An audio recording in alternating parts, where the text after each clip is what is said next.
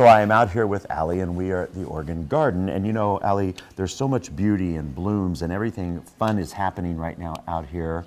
But this Saturday, all day long, you have something really fun happening with a twist. Tell me what that is. Yeah, so it's Earth Day at the Oregon Garden. It is a free event put on by Marion County, so they kind of help us out, and we're able to put on this free event for everyone. So they can come here, explore the garden, and meet with tons of really cool vendors.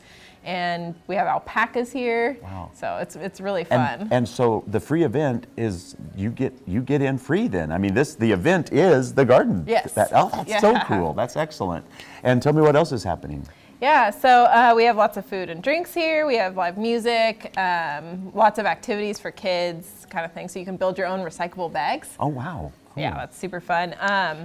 And so yeah, like I said, it's free. You get into the garden, you can explore it. We have the tram running, so you can get the full, narrated tram tour. And parking is $5, but we do have a lot of really off-site parking lots. Right. So you can take the shuttle for free. So Allie, you also have another really fun event happening though.